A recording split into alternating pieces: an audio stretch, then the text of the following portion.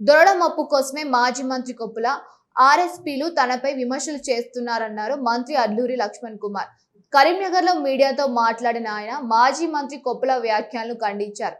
BRS పాలనలో దొరలు అవమానించినప్పుడు కొప్పులకు ఈశ్వర్ కు సాటి దళితుడిగా అండగా నిలిచానని రాష్ట్ర సంక్షేమ శాఖ మంత్రి అడ్లూరి లక్ష్మణ్ కుమార్ అన్నారు. దోచుకోవడం దాచుకోవడం బీఆర్ఎస్ పార్టీకే పేటెంట్ హక్కు అని, కాంగ్రెస్ పార్టీలో ఉన్న సమయంలో జీవన్ రెడ్డికి వచ్చిన వడ్ల కమిషన్ ఎంతో చెప్పాలని మంత్రి లక్ష్మణ్ కుమార్ అన్నారు.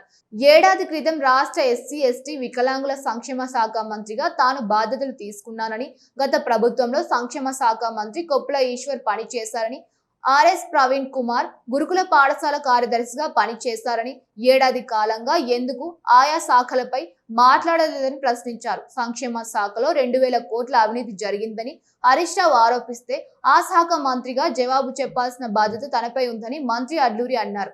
సంక్షేమ శాఖకు సంబంధించి విద్యార్థులకు కావాల్సిన వస్తువుల కొనుగోలుకు 683 కోట్లతో టెండర్లు పిలిపించామని, 500 కోట్లతో ప్రభుత్వ రంగ సంస్థలు ప్రభుత్వ నిబంధనల ప్రకారం టెండర్లు ఖరారు చేశాయన్నారు. మొత్తం 1183 కోట్లకు టెండర్లు పిలిస్తే మాజీ మంత్రి హరీష్ రావు 2000 కోట్ల అవినీతి జరిగిందనడం వింతగా ఉందన్నారు.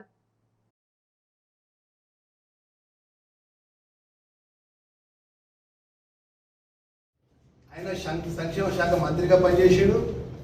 ఆయన పార్టీలో ప్రధాన కార్యదర్శి ఆర్ఎస్ ప్రవీణ్ కుమార్ సంక్షేమ కార్యదర్శిగా పనిచేసాడు. మళ్ళీ సంవత్సర కాలం అయింది బాధ్యత తీసుకుని.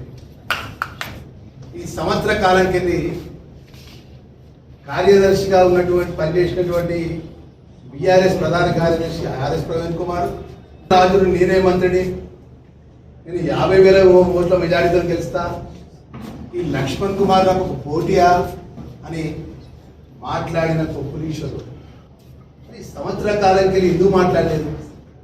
సంక్షేమ శాఖ మంత్రిగా నేను పనిచేసాను కదా 1 ఇయర్ నుంచి. గతంలో సంక్షేమ శాఖ మంత్రిగా నువ్వు పనిచేసినావు, ఆర్ఎస్ ఏదైతుందో సెక్రటరీగా పనిచేసినావు. మరి మీరిద్దరుగా చేతులు దోసుకున్నారు. ఏమైనా పూర్తి అవగాహన ఉండి మాట్లాడుతున్నా, అవగాహన లేక మాట్లాడుతున్నా? ನೀವು మాట్లాడింది ఏంది?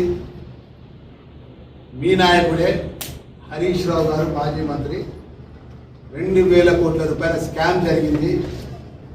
అడ్లూరి లక్ష్మణ్కు అవగాహన లేదు, ఉన్న ప్రభాకర్కు అవగాహన లేదు, వాళ్ళ మంత్రిత్వ శాఖలో ఏం జరుగుతుందో తెలియదని చెప్పి హేళనగా చిరుమందహాసంగా మాట్లాడుతుంటే ఎవరైనా అవమానపరుస్తున్నాడు, పరచుకున్న మాట్లాడినాడు.